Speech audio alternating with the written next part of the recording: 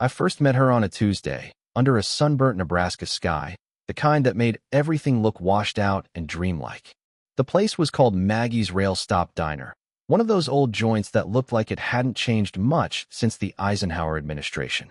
Chrome stools, checkered tile, the works. You know the type. I was just passing through, hauling a load of junkyard metal across the Midwest in a creaky flatbed that coughed like it had tuberculosis. I only stopped for coffee, but what I got was a glimpse into something rare, something real. Her name was Josie Harper, and even from across the counter, you could tell she wasn't like the other waitresses. The others wore perfect smiles like armor, practiced in the art of small talk. But Josie? She had this kind of rough sincerity to her.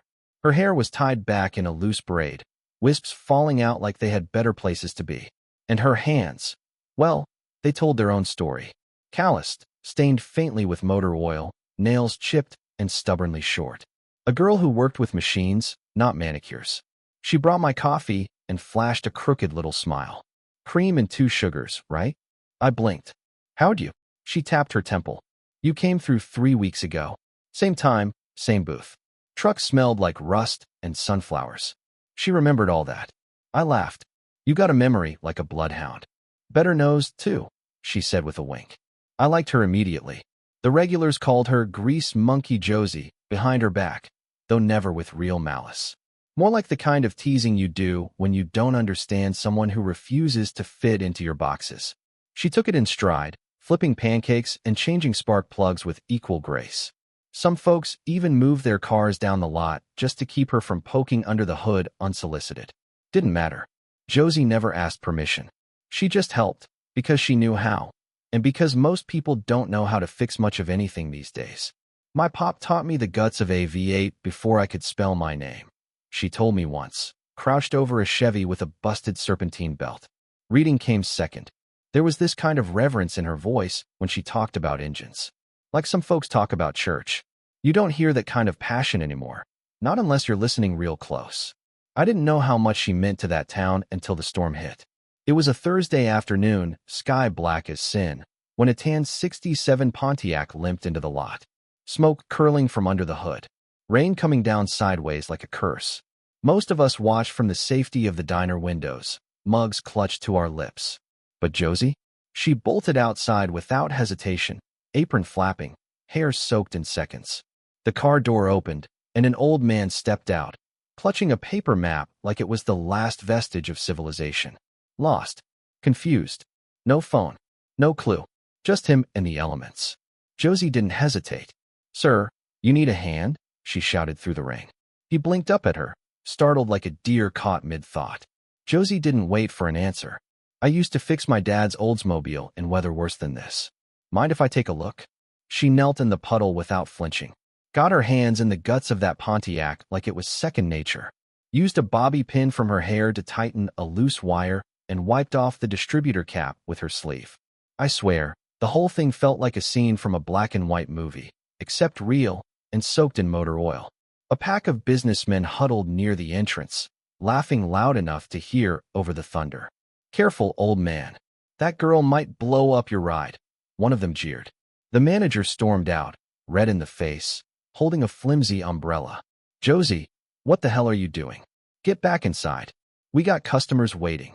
She didn't even look up. Just said, calm as ever, I'm almost done. And sure enough, the engine sputtered, coughed, then roared back to life. The old man just nodded once, said, thank you, miss, and drove off into the downpour without so much as a name. Back inside, Josie looked like a drowned cat, soaked to the bone, grease streaked across her cheek. The manager called her into the back and gave her a dressing down I could hear through the swinging door. This ain't a garage, he barked. You don't fix cars here. You pour coffee and smile. That's your job. But I fixed it, she said, quiet. That's not the point. You're not a mechanic. You're a waitress. Know your lane. I don't think Josie said a word after that. Just pulled off her oil-stained gloves, tucked them into her locker, and went right back to refilling coffee cups, mine included. She even smiled at the jackasses who'd laughed at her. Grace like that, you don't teach. Most folks wouldn't remember a moment like that. A girl in the rain, fixing a stranger's car. It didn't make the news. No one offered her a medal. No one even left a tip. But something tells me that moment wasn't as small as it seemed. Because the next morning, the whole town woke up to 6 unmarked military SUVs parked in front of the diner. And Josie Harper's life was about to change forever. The whole place went still when the Jeeps rolled in. 6 of them, matte green, not a speck of dirt on the tires. Engines humming like well-fed lions. They didn't just pull into the lot, they surrounded the diner like they were sealing off a crime scene. Locals paused mid-bite, forks hovering, coffee cups frozen halfway to their lips. One by one, soldiers stepped out.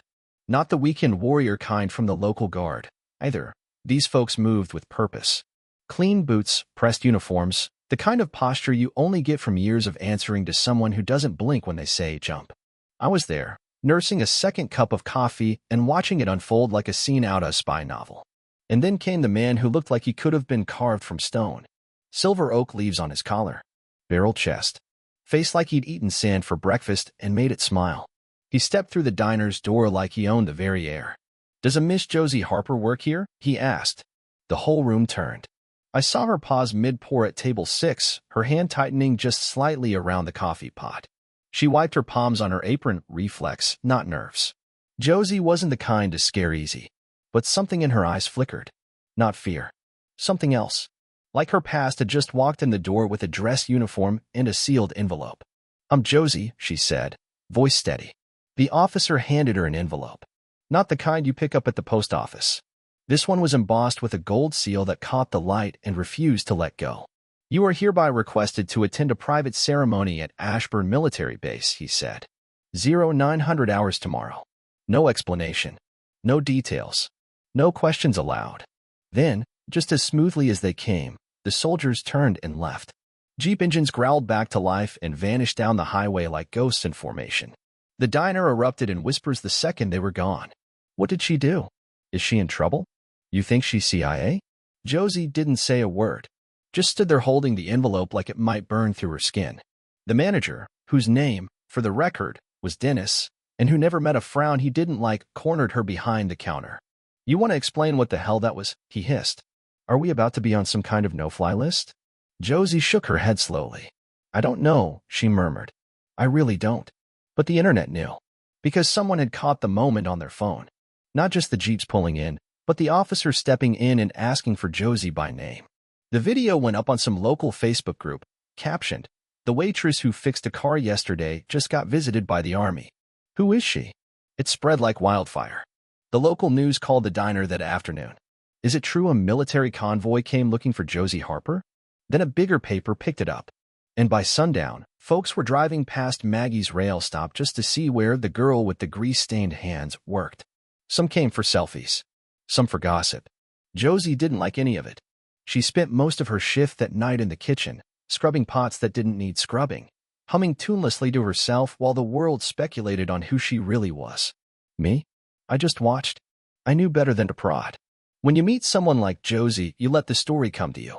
And come it did. Just before closing, a second soldier walked in. Older. Civilian clothes, but the way he held himself? He might as well have been carved out of the same mold as the first guy. He approached the counter, placed a small box down in front of Josie, and handed her a card. No words. No smile. Just a respectful nod.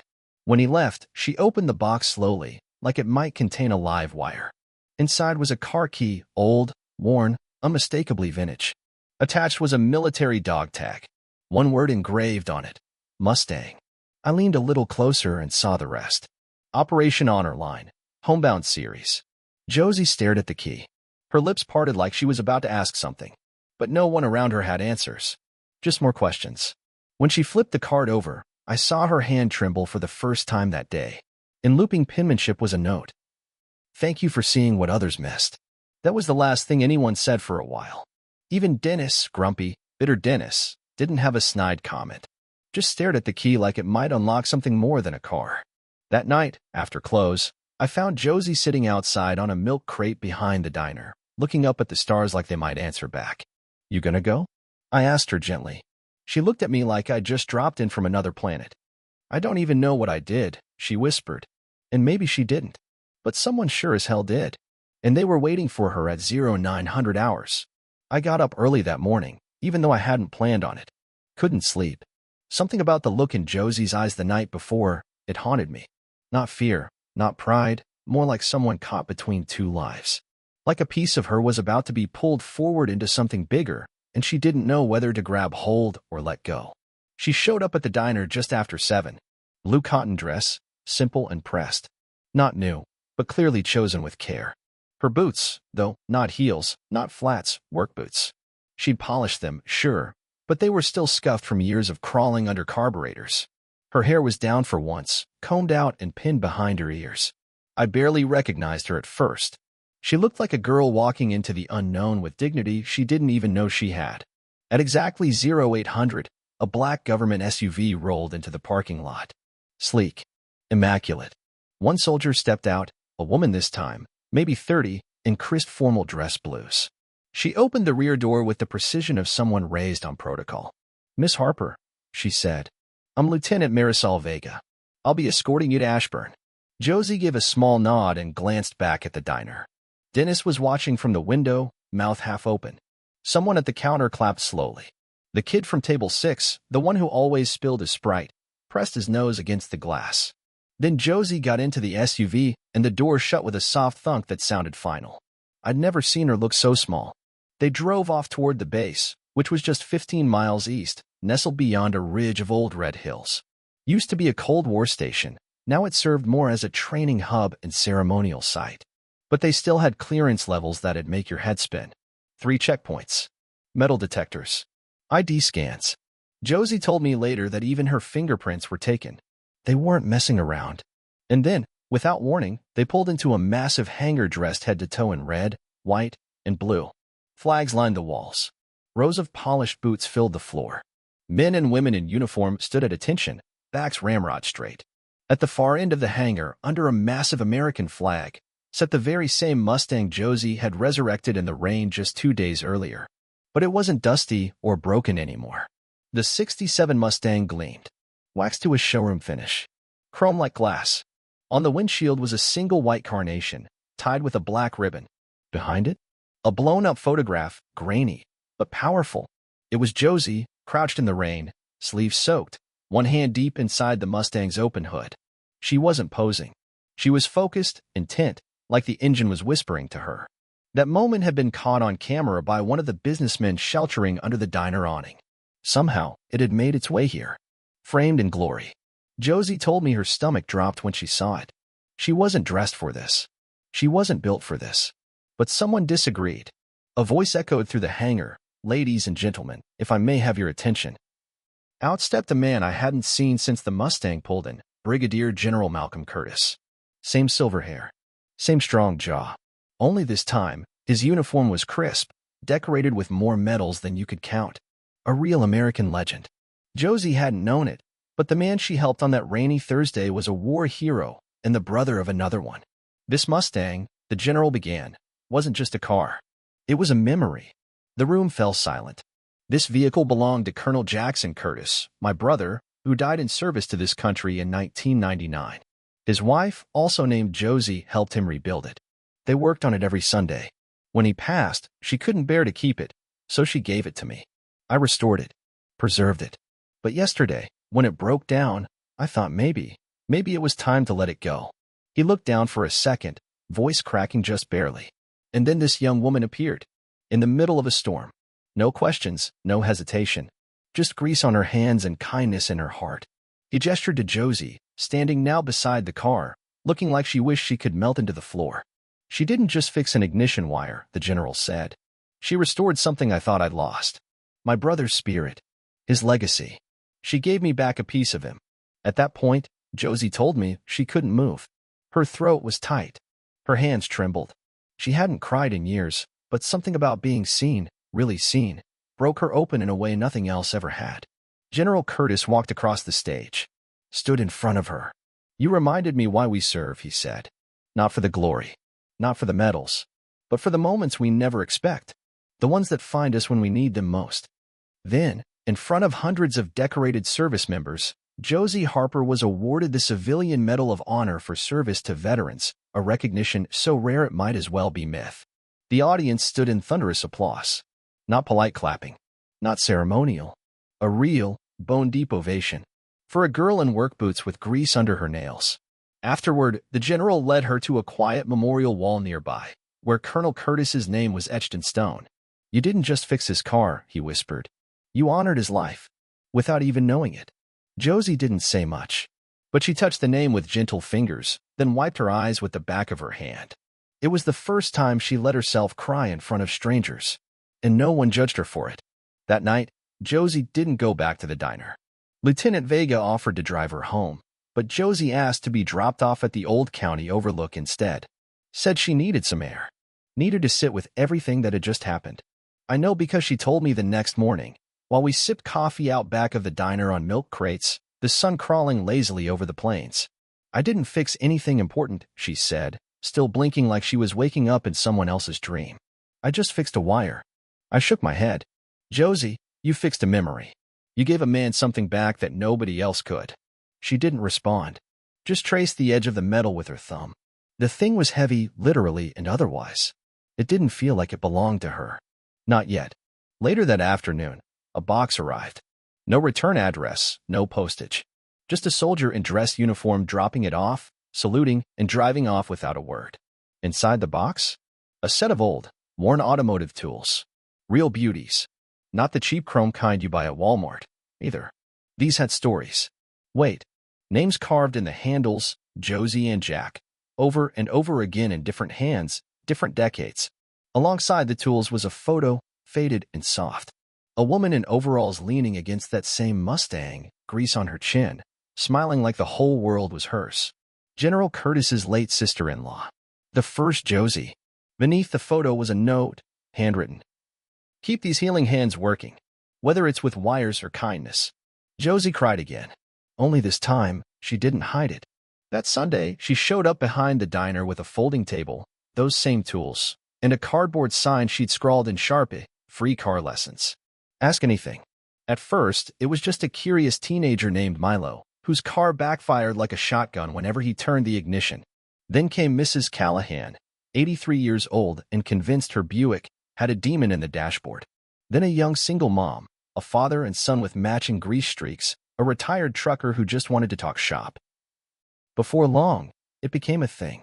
Sundays with Josie. She taught people how to change oil, tighten belts, listen for misfires. But she also listened. Asked about their week. Let them fumble without shame. Told them stories about her dad's beat-up Dodge Dart and how he'd make her identify engine parts blindfolded.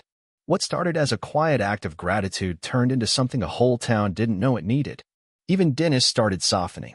He built a little shed out back, painted red like an old Texaco station. Stocked it with folding chairs, cones, and an old fan.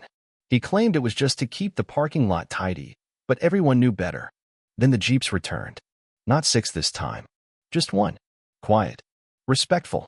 A young woman in uniform stepped out, carrying a scholarship certificate from the Veterans Technical Fund, an anonymous donation for Josie to attend college part-time. Automotive engineering, fully paid. She didn't even know someone had nominated her. Josie stood there holding the papers, stunned. "I didn't apply for this," she said. The woman smiled. "Someone thinks you're already doing the work. This is just the paperwork to catch up." She tried to turn it down. Said she couldn't leave the diner. Said she had Sunday classes. Said she wasn't college material. But nobody bought that. So that fall, Josie became both waitress and student.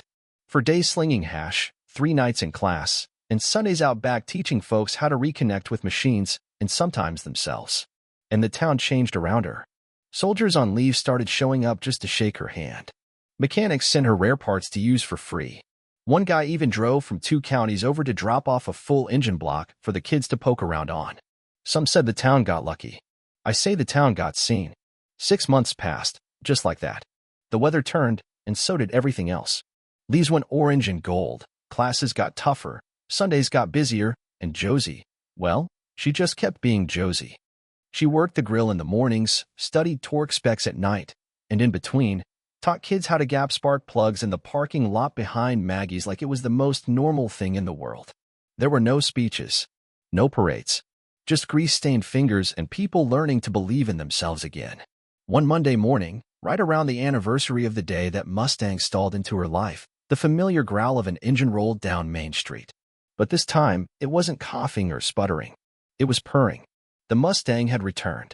She heard it before she saw it, every gear shift like a heartbeat, every low rumble like thunder from a familiar sky. She stepped out front, wiping her hands on a rag, and there it was, pulling into the lot. The paint caught the sunlight, smooth as glass. Chrome mirrors. Leather seats worn just right. But what caught her eye most was the license plate. Lily, too. General Curtis stepped out, dress uniform crisp, hair combed sharp. He wasn't flanked by soldiers this time. No cameras. No escort. Just him. And the car. I brought her back, he said with a soft smile. She always ran best when someone named Josie had their hands on the wheel. Josie looked down, unsure what to say. The Mustang looked different, but it still felt like her car. Not because she owned it, but because she knew its heart. Curtis held out the keys. She's yours now. Josie's hands didn't move. I can't take this, she whispered. She's your brother's. Your family's.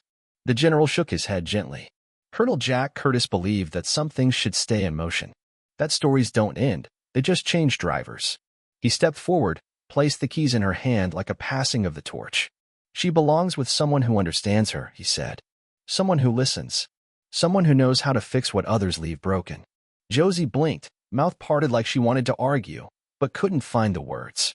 Instead, she ran her fingers along the hood, slow and reverent, like she was reading Braille. She felt every curve, every memory sealed beneath the clear coat. You sure? She asked one last time. General Curtis smiled, then turned to walk away. I've never been more sure of anything, he said. And then he left her with it. No ceremony. No speech. Just the roar of his Jeep disappearing down the highway. She sat behind the wheel for the first time 10 minutes later, the engine humming beneath her like it remembered her touch. The Mustang fit her like it was built around her. The pedals, the wheel, the smell of sun-warmed leather and time. She didn't drive off right away. Just sat there, fingers resting on the ignition. Sometimes it takes a minute to realize a gift is real. Later that day, she pulled into the diner's parking lot behind the Mustang, popped the hood, and let a group of teenagers crowd around it. You want to see what love looks like in V8 form? She grinned. They did. And that Sunday, she taught them how to strip and clean the carburetor. Someone asked if they could learn to change out a clutch. She said yes. Someone asked if they could bring their grandpa's broken-down El Camino next week. She said bring it. Someone asked what it felt like to own a legend. Josie just shrugged. It's not mine, she said. It's ours. The diner got a facelift soon after. Not because of fame, but because people just started caring more. Dennis put up a small glass case by the entrance. Inside, Josie's civilian Medal of Honor, a snapshot of her and the Mustang in the rain. And that first handwritten note, thank you for seeing what others missed. Underneath it was a bronze plaque that read, sometimes the smallest repairs make the biggest difference. And people noticed. Tourists started coming through. Soldiers on leave would drive out of their way to shake Josie's hand or leave flowers by the hood of the Mustang. Veterans sent letters. Mechanic schools offered internships. Someone even made her a patch that read Guardian Grease Monkey in red thread. She didn't wear it, but she kept it in her glove box, just in case. The Mustang brought a strange new rhythm with it. Every afternoon, right at 1,500 hours, 3 o'clock sharp, a military Jeep would roll quietly into the diner's lot. No sirens. No fanfare. It never stayed long. Just long enough for a young soldier to step out, place a small bouquet of wildflowers by the Mustang's front wheel, salute, and leave. No one ever explained it. Each card said the same thing. Mechanics of kindness keep the world running. Josie never asked where the flowers came from. She just smiled, picked them up gently, and tucked them into an old coffee can she kept by the window. Word spread. More soldiers came, some in uniform, some in plain clothes. They never stayed long. Sometimes they left patches. Sometimes letters. Always anonymous. Always grateful. Josie stayed humble through it all. Still worked the grill. Still wiped down tables. Still taught car lessons on Sundays. But things were different now. More eyes watched. More people showed up, not just for food or repairs, but for her. They came to see the girl who fixed a car and helped restore something none of them could name, but all of them felt. She didn't act like a hero. Didn't want to be one. Just said the same thing to everyone who asked. I just helped. That's all. One day, a man came in wearing civilian clothes and combat boots. Older. Kind eyes. A quiet presence. He didn't eat. Didn't even sit. He just handed Josie a wooden box, said, "It's time," and walked back out. Inside was a wrench engraved, worn smooth from years of use, and a folded paper with a faded photo of a young woman leaning on a Mustang, smiling. The woman looked like Josie. The note read, "Legacy isn't blood. It's action. Keep going." Josie didn't say a word, just closed the box, placed it on the counter, and stood there, holding that wrench like it was made of gold. That Sunday, her class was full. Kids, veterans, mechanics, first-timers, everyone. She held the wrench high and said, "All right, who wants to learn how to change brake pads?" By spring, Josie's Sunday lessons had outgrown the backlot. People brought folding chairs. A retired Navy chief donated a pop-up tent. The high school auto shop offered to partner. Even Dennis, gruff, coffee-stained Dennis, started putting out lemonade pitchers like it was a church picnic. But Josie never changed. She still wore the same canvas jacket, now patched and faded from use.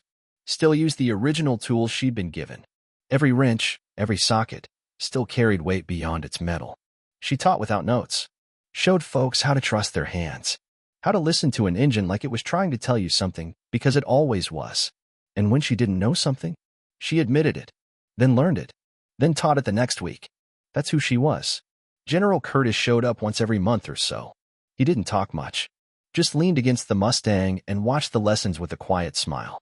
Sometimes he brought old photos. Sometimes a memory. This was Jack's favorite carb, he told one group, holding up a part. He said it ran smoother if you whistled while tuning it. The kids laughed. Josie just nodded. In moments like that, it felt less like a class and more like a continuation of something sacred. Something passed down. One Sunday, a boy named Tyler, barely 16, nervous and awkward, stalled out trying to start a rebuild Impala. He looked up at Josie, embarrassed. She walked over, leaned down, and whispered, "It's okay. You don't have to get it right. You just have to keep showing up." The engine started 2 tries later. He cried. So did his mom, watching from the sidelines. No one clapped. No one made a scene. But something important happened. That's what Josie's Sundays had become, not about cars, but about second chances. The envelope came on a windy Thursday. Plain white. No return address. Just her name in block letters. Josie Harper. Inside was a single sheet. "Congratulations. You've been awarded a full scholarship to Red Rock Technical College, Automotive Engineering Program. Veterans Association Grant Initiative. Sponsored anonymously." She read it 3 times, standing next to the Mustang, the wind tugging at her sleeves. Josie hadn't applied. Hadn't even considered going full-time. But someone, maybe many someones, had seen what she built in the parking lot and decided it was worth investing in. When she showed Dennis, he scratched his head and muttered, "Guess I need to start looking for another grill cook." She smiled, small and grateful. "I'm not going anywhere." And she didn't. She kept her shifts, scaled back just a bit. Spent her mornings learning the science behind what her hands already knew by feel. Evenings were study. Weekends still belonged to the lot and the tools and the people who needed them. The town rallied around her. Local shops offered discounts. A welding teacher from a neighboring school came just to observe. Someone made her a professor of pistons name tag and left it taped to the Mustang's rearview mirror. But Josie didn't care about titles. She still changed oil. Still taught people how to check their tire pressure. Still swept the lot after Sunday classes ended. If anything, the scholarship didn't make her larger than life. It made her reachable. Like if Josie could do it, maybe anyone could. And maybe they could help someone too. The second anniversary of the storm came with blue skies. Midday, the Mustang pulled into the lot, same familiar purr. But this time, someone else was behind the wheel, General Curtis. He stepped out slower now, with a cane, but the same steady look in his eyes. He circled the Mustang, running a hand along the fender like he was saying goodbye. Then he turned to Josie and held out the keys. "They put a new plate on her," he said. "Thought you should see it first." Josie walked around and smiled. The plate read, "Lily, 2. "Jack would have loved that," he said, voice soft. "You're the second Lily. Not by name. By heart." She tried to give the keys back. He closed her hand over them. Some cars aren't just cars. They're bridges. There was a crowd nearby, locals, veterans, a couple of teens from her class. No speeches. No clapping. Just quiet reverence. Curtis turned to go but stopped short and added, "My brother's widow she passed last spring. Before she did, she said if the Mustang ever ran again, it should go to the one who could listen like he did. I knew then it belonged to you." Josie didn't speak. She just stood there, hands trembling slightly, then slid behind the wheel like it was always meant to be. The Mustang fit her better now, not just because of familiarity, but because now it carried her name too. From that day forward, when folks asked who the car belonged to, no one said Jack or Curtis or the Army. They just said, "That's Lily Two's." And everyone knew exactly what they meant. Years passed, not with fanfare, but with engine noise, laughter, and the sound of socket wrenches clicking in steady rhythm. The diner stayed open. The Sunday lessons never stopped. Kids who once couldn't tell a radiator from a rocker arm grew up, graduated, came back to help. Some went into the trades, some into service, some just returned to say thanks. Josie stayed. She finished her degree.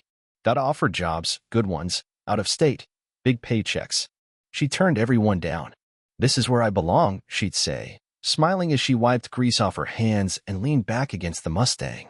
That car, Lily, too, never aged. People swore it ran better with her at the wheel, like it knew who it was carrying. The flower deliveries stopped after a couple years, but not because people forgot. It was because the memory had settled, not like dust, but like roots. A section of the diner was turned into a little museum. The original wrench, the first bouquet, a snapshot of Josie in the rain, soaked, focused, unaware she was being seen. Below it, the plaque remained. Sometimes the smallest repairs make the biggest difference. They added a bench nearby with her name on it, not because she died, but because she endured, and because some folks just need to sit with her story a while. Josie never called herself a hero. She never expected thanks. But folks remembered. They remembered the girl who knelt in the rain to fix a stranger's car, who helped someone reconnect to a brother long gone, who reminded a town, and eventually the country, that sometimes quiet service echoes louder than parades. And if you asked her, she'd still say the same thing she always did. "I just helped. That's all." But we know better. She didn't just fix an engine. She restored something that had been slipping through our fingers in the noise of the modern world. A reminder that you don't need a uniform to serve, just the courage to kneel when others keep walking.